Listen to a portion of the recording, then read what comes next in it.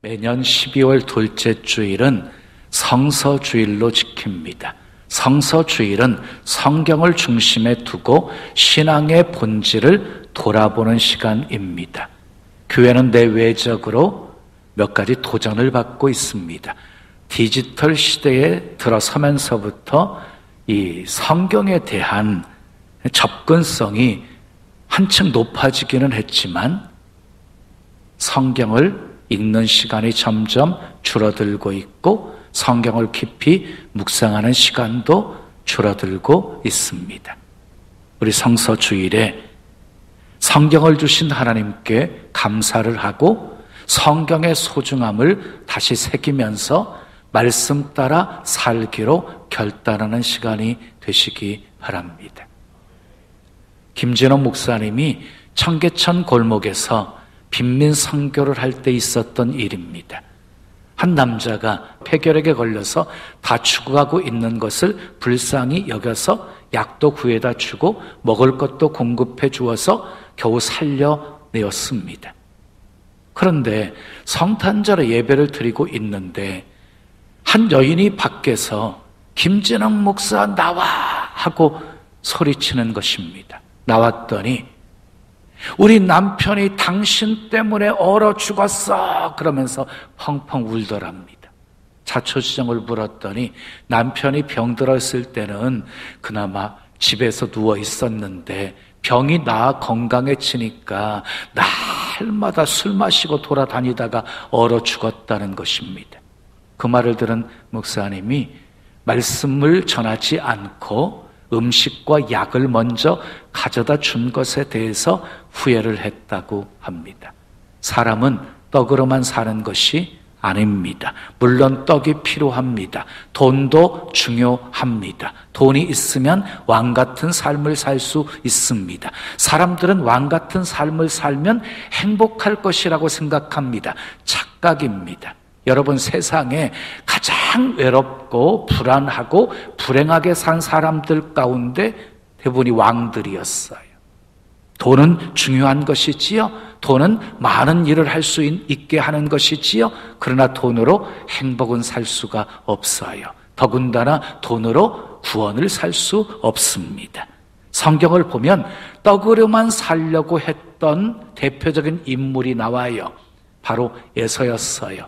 사냥을 즐기면서 다녔던 에서가 사냥을 하고 집에 돌아왔는데 너무 배가 고파서 힘들었어요. 죽을 지경이었어요. 그때 야곱이 팥죽을 쓰고 있었어요. 야곱에게 이렇게 말했어요. 내가 죽게 되었으니 이 장자의 명분이 내게 무엇이 유익하리요? 여러분, 좀 헛기지어도요 안 죽어요. 그런데 죽게 되었다고 고백하면서 결국 장자의 명분을 팥죽 한 그릇에 팔아먹고 말았습니다. 사람들은요, 죽으면서까지 버리지 못하는 욕구가 있는데 그게 식욕이고 물욕이래요. 사람이 나이가 들면 정력도 쇠하게 되어지고 명예욕도 사라지게 되어지고 모든 욕구가 사라지게 되어지는데요. 그런데 물질에 대한 욕심은 변하지 않는데요. 그래서 결국 물질 욕심 때문에 불행해지는 것이 인생인 것입니다. 예수님은 이 세상에 계시는 동안 많은 시험을 받으셨어요. 본문 1절 말씀 읽어요. 시작. 그때에 예수께서 성령에게 이끌리어 마귀에게 시험을 받으러 광야로 가사. 언제 시험을 받으셨어요? 그때에 광야에서 시험을 받으셨다 그랬어요. 그때는 어느 때인가요? 마태복음 3장으로 가게 되어지면 예수님이 세례 요한에게 세례를 받으실 때에 하늘이 열려요. 비둘기 같은 성령이 임해요. 이는 내 사랑하는 아들이요 내 기뻐하는 자라고 하는 음성이 들려요. 그리고 하나님 나라를 위해서 사역을 시작하려고 했던 때였어요. 그때 사단이 시험한 거예요. 여러분, 사단이 우리에게도 똑같은 모양으로 시험을 해요. 우리가 정말 은혜 충만하여서 하나님의 영광을 위해서 살겠다고 일어서는 그때, 그리고 하나님 나라 확장을 위해서 헌신하려고 하는 그때 사단이 가만 놔두지를 않아요. 우리에게 찾아와 가지고 막 흔들어 놓아요. 우리를 쓰러뜨리고 넘어뜨리려고 공격을 하는 것이에요. 교회가요 좀 도약하려고 하잖아요. 그러면은요 사단이 가만 놔두지를 않아요. 교회가 도약하고 성장하게 되어지면 자기가 손해 볼 것을 알기 때문이에요. 그런데 여러분, 시험의 현장에 누가 있었습니까? 마귀만 있었던 것이 아니라 성령님도 계셨습니다. 여러분 기억하십시오. 여러분들이 시험받고 있는 그 현장에 성령님도 계십니다. 성령님이 시험받는 우리를 도와주십니다. 함께 하십니다. 붙들어 주십니다. 결코 우리를 혼자 내버려 두지 않으십니다. 믿으시면 크게 아멘. 첫 번째 시험은요, 사탄이 돌로 떡을 만들라는 시험이었어요. 예수님께서 이렇게 대답을 하십니다. 본문 4절 말씀 읽어요. 시작. 기록되었으되 사람이 떡으로만 살 것이 아니요 하나님의 입으로부터 나오는 모든 말씀으로 살 것이라 하였느니라. 이렇게 말하고 있어요. 신명기 8장 3절 말씀을 인용한 것이에요. 기록되었으되 여러분, 예수님이 시험 받으실 때요 기록된 구약의 말씀을 인용해서 그때마다 마귀의 시험을 물리치셨다는 것입니다. 여러분, 마귀를 이기는 방법은 말씀입니다. 말씀은 성령의 검입니다. 유일한 공격용 무기입니다. 말씀 앞에 마귀의 세력은 현격하게 꺾이게 되어 있습니다. 자, 그러나 마귀는 쉽게 물러나지 않습니다. 마귀가 쉽게 물러나지 않는 것은 이어지는 5절, 6절 말씀을 보면 확인할 수가 있습니다. 마귀가 첫 번째 공격에 실패하게 되어지자 다른 방법으로 또 예수님을 공격하게 되어집니다. 마귀는 실패한 방법을 재사용하는 그런 미련한 존재가 아닙니다.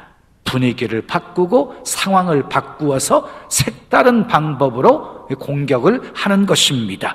자, 두 번째 시험은 예수님을 거룩한 성으로 데려가서 성전 꼭대기에 세우고 뛰어내리라고 합니다. 세 번째 시험은 예수님을 데리고 높은 산으로 올라가서 천하 만국의 영광을 보여주시면서 만일 내게 엎드려 경배하면 이 모든 영광을 내게 주겠다 이러면서 시험합니다. 그때마다 예수님은 기록된 말씀으로 물리치십니다.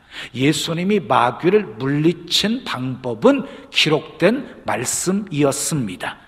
여러분, 마귀를 물리치는 가장 나쁜 방법이 무엇인 줄 아세요? 떠나주세요. 제발 좀 떠나주세요 하고 비는 거예요, 마귀에게. 그리고 떡과 막 술을 갖다 놓고 귀신을 달래는 거예요. 여러분, 무당은요 귀신을 쫓아내는 것이 아니라 귀신을 달래는 거예요. 근데 우리는요 마귀를 대적해서 물리치셔야 돼요. 말씀으로 선포해서 물리치셔야 하는 거예요. 자, 사람이 떡으로만 사는 것이 아니다라는 말씀 속에는요 떡에 대한 우리 주님의 긍정적인 생각과 태도도 담겨 있습니다. 사람이 떡으로만 사는 것이 아니다, 이 말씀 속에는 완전 부정이 아니라 부분 부정입니다. 부분 부정은 부분 긍정을 의미하는 것이지요.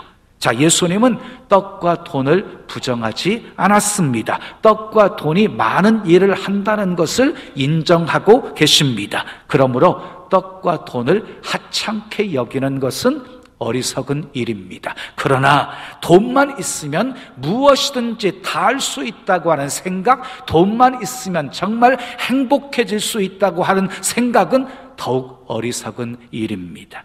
그러므로 우리는 사람이 떡으로만 살 것이 아니요 하나님의 입에서 나오는 말씀으로 살 것이니라. 이 말씀을 마음에 새기고 떡보다도 돈보다도 하나님의 말씀을 더 소중히 여겨야 하는 것입니다.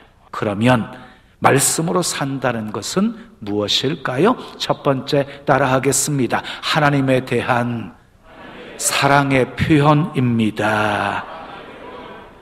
사랑과 집착은 다른 거예요. 사랑하게 되어지면은요, 들어주어요. 사랑하면은 믿어주어요. 사랑하면 서로 약속한 것을 실천하려고 해요. 이것이 사랑의 관계인 것이지요.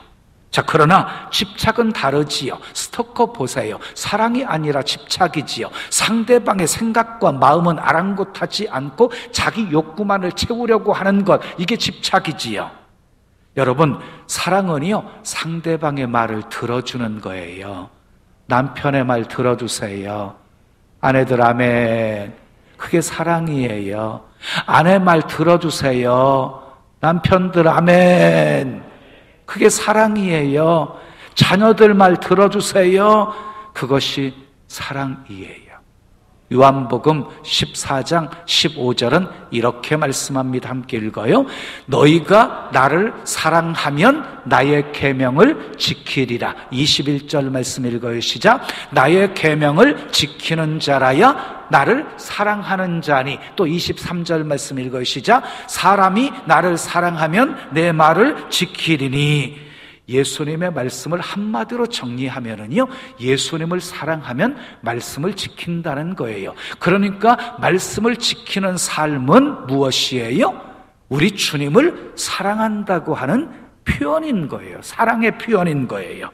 좀 바꿔서 말하면 이런 뜻이에요. 너희가 정말 나를 사랑하면 나의 계명을 지키라.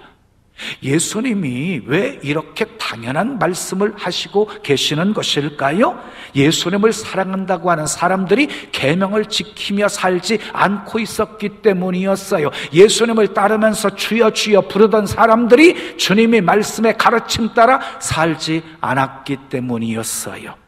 왜 예수님께서 나를 사랑하면 나의 계명을 지키라고 말씀하셨을까요? 신명기 10장 13절 말씀 읽어요. 시작. 내가 오늘 네 행복을 위하여 내게 명하는 여호와의 명령과 규례를 지킬 것이 아니냐. 우리 행복을 위해서 지키라고 하시는 거예요. 모든 계명들을 살펴보잖아요. 그러면 세상을 사랑하시고 인간을 사랑하시는 하나님의 배려가 가득 담겨져 있습니다. 우리를 괴롭히시려고 하시는 것이 아니라 우리에게 행복을 주시려고, 우리에게 기쁨을 주시려고, 보람을 주시려고, 은혜를 주시려고, 복을 주시려고 지키라고 하시는 것입니다. 주의를 지키라는 명령도 복을 주시려는 명령이고, 11조를 드리라는 명령도 복을 주시려는 명령이고, 선을 행하라고 하는 명령도 복을 주시려고 주신 명령입니다. 하나님을 사랑했던 사드락과 메삭과 아벳느고를 보십시오. 우상 숭배하지 말라고 하신 하나님의 계명을 지키기 위해서 금신상 앞에 절하지 않아요. 분흙불 속에 던져 넣어져요. 그런데 하나님께서요, 머리카락 하나 그을리지 않게끔 지켜주셨습니다. 하나님을 사랑했던 빌라델비아 교회를 보십시오. 작은 능력을 가지고도 주의 이름 배반하지 않아요. 주의 말씀 지켰어요. 그랬더니 열린 문의 복을 주셨습니다. 우리가 하나님을 사랑하고 계명을 지키면 하나님께서는 우리와 함께 하시고 지켜주시고 축복하십니다. 믿으시면 크게 아멘. 하나님을 사랑하십니까? 그러면 계명을 지키십시오. 말씀대로 사십시오. 말씀대로 사는 것은 하나님을 향한 사랑의 표현입니다. 두 번째, 말씀으로 산다는 것은 따라합시다. 하나님의 약속에 대한 신뢰입니다. 성경에는 정말 수많은 하나님의 약속들이 있어요. 어떤 신학자는 8,000개가 넘고 어떤 신학자는 7,000개가 넘고 이렇게 말하는데요. 하여간 수많은 하나님의 약속 중에서 제일 가는 하나님의 약속이 있어요. 레위기 26장 3절 말씀과 12절 말씀을 연이어서 보겠어요. 시작. 너희가 내 규례와 계명을 준행하면 나는 너희 중에 행하여 너희의 하나님이 되고 너희는 내 백성이 될 것이니라.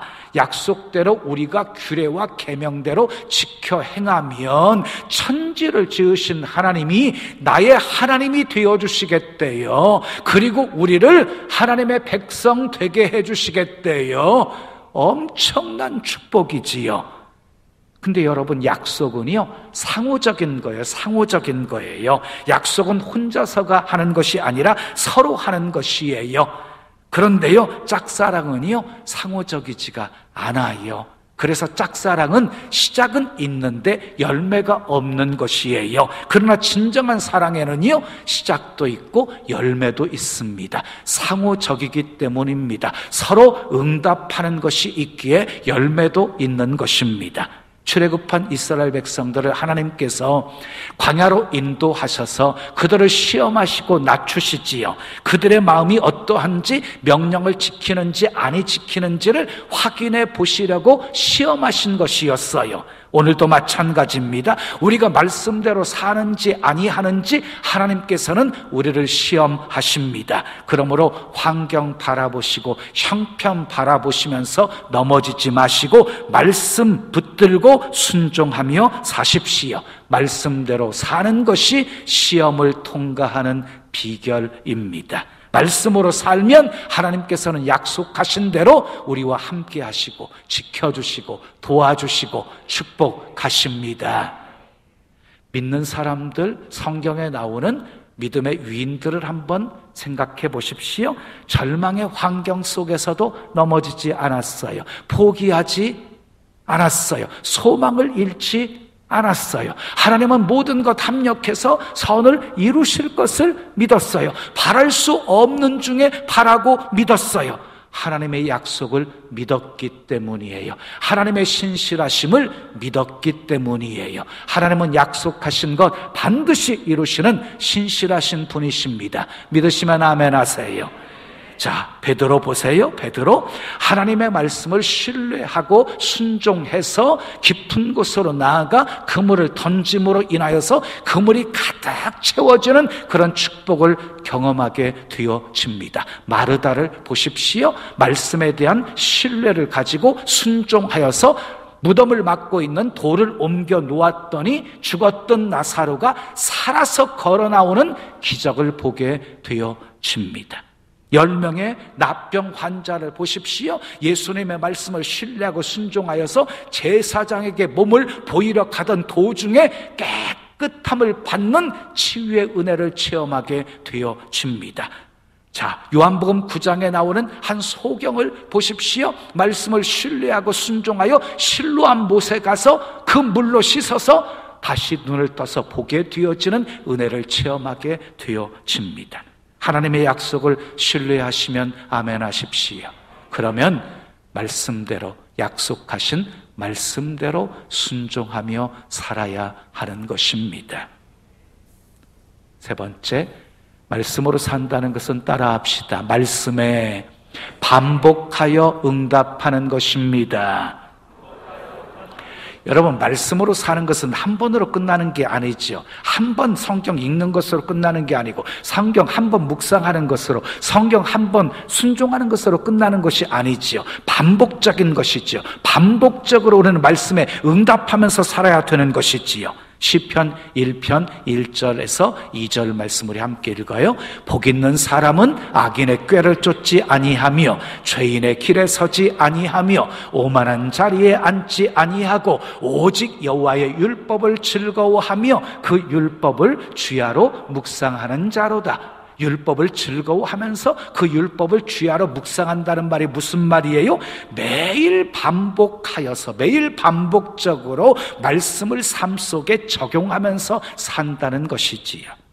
요즘 프로야구 선수들은 시합을 하지 않습니다. 내년 4월 시즌 오픈 때까지 시합을 하지 않습니다. 그러나 그들은 매일같이 연습을 합니다. 군인들이 전투를 하지 않을지라도 매일같이 기본 훈련을 합니다. 세상의 이치와 신앙의 이치는 똑같습니다. 매일 반복적으로 말씀에 응답하는 훈련을 하면서 살아야 되는 것입니다. 그렇게 살면 복을 받습니다. 시편 1편 3절 4절 말씀 함께 읽어요. 시작. 저는 시냇가에 심은 나무가 시절을 쫓아 과실을 맺으며 그 잎사귀가 마르지 아니함 같으니 그 행사가 다 형통하리로다. 악인은 그렇지 않으며 오직 바람에 나는 겨와 같도다. 말씀으로 살아가는 사람은 시냇가에 심겨진 나무처럼 되어진대요. 시절을 쫓아 과실 맺는데요, 잎사귀가 마르지 아니한대요. 모든 행사가 다 형통하게 될 것이래요. 그러나 말씀대로 살지 않는 사람들은요, 마치 바람에 나는 겨와 같을 것이라고 경고하고 있습니다. 우리는 말씀 앞에 응답해야 합니다. 반복해서 응답해야 합니다. 말씀을 즐거워해야 합니다. 말씀을 묵상해야 합니다. 말씀을 매일같이 우리 삶 속에 적용해야 합니다. 말씀으로 살아. 에레미야 17장 8절에 나오는 물가에 심겨진 나무처럼 뿌리를 강변에 뻗치고 있어서 더위가 올지라도 두려워하지 아니하고 그 잎이 청청하고 가무는 해도 걱정이 없고 결실이 그치지 않는 복된 삶 사시기를 예수님의 이름으로 축원합니다. 사람에게는 떡이 필요합니다. 떡이 필요하지 않는 사람은 한 사람도 없습니다. 그래서 많은 사람들이 떡을 구합니다. 한 걸음 더 나아가서 떡만을 구합니다. 떡에만 집착을 합니다. 그 떡 때문에 모든 것을 희생합니다. 그리고 그 떡 때문에 결국 망합니다. 여기에서 우리가 한 가지 확인하고 넘어가야 할 것이 있습니다. 떡은 세상의 것이고 말씀은 하나님의 것이냐? 이 문제를 짚고 넘어가야 돼요. 여러분, 이 두 가지는요, 이원론적으로 나누어서 생각할 수 없는 문제예요. 하나님은 우리에게 육체를 만드셨고 우리의 영혼도 만드셨지요. 우리에게 영적인 복도, 신령한 복도 주시지만 우리에게 눈에 보이는 현상적인 복들, 물질의 복도 주시지요. 우리 두 가지가 우리에게는 다 중요한 것이거든요. 그렇기 때문에 떡이 모자랄 때에는요, 떡을 구하셔야 하는 거예요. 떡을 구하는 자체가 문제라고 잘못되었다고 말하면 안 되는 것이에요. 예수님도 인간의 떡의 문제가 얼마나 중요한지를 알고 계셨어요. 그래서 예수님이요, 떡으로 사는 것이 아니요, 떡으로 사는 것이 아니요, 이렇게 말씀하지 않으시고 떡으로만 살 것이 아니요, 이렇게 말씀하신 거예요. 다시 말해서 떡보다 더 소중한 것이 있다는 말씀이지요. 그럼 떡보다 소중한 것이 무엇이라고 말씀하고 있습니까? 4절 말씀 다시 읽어요. 시작. 사람이 떡으로만 살 것이 아니요 하나님의 입으로부터 나오는 모든 말씀으로 살 것이니라. 떡보다 더 중요한 것이 하나님의 입에서 나오는 말씀이라는 것입니다. 여러분, 사탄은요, 떡에 관심을 갖기를 원해요. 우리가 떡에 관심을 두고 살기를 원해요. 그런데 하나님은요, 말씀에 관심을 두고 살기를 원하십니다.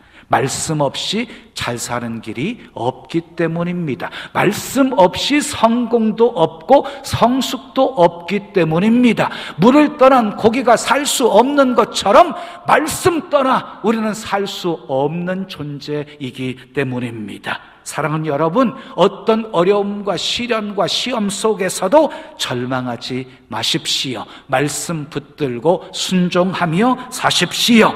예수님처럼 나는 하나님의 말씀으로 산다, 이렇게 선포하며 사십시오. 우리 다 같이 따라합시다. 나는 하나님의 말씀으로 산다. 하나님의 말씀으로 산다. 말씀으로 사는 것은 하나님에 대한 사랑의 표현입니다. 말씀으로 사는 것은 하나님의 약속에 대한 신뢰입니다. 말씀으로 사는 것은 말씀에 계속해서 반복하여서 반응하는 것입니다. 사랑하는 여러분, 어떤 상황 속에서도 말씀으로 사셔서 예수님처럼 늘 승리하시고 신실하신 우리 주님의 사랑과 은총 풍성히 받아 누리는 복된 삶 사시기를 예수님의 이름으로 축원합니다. 축원합니다.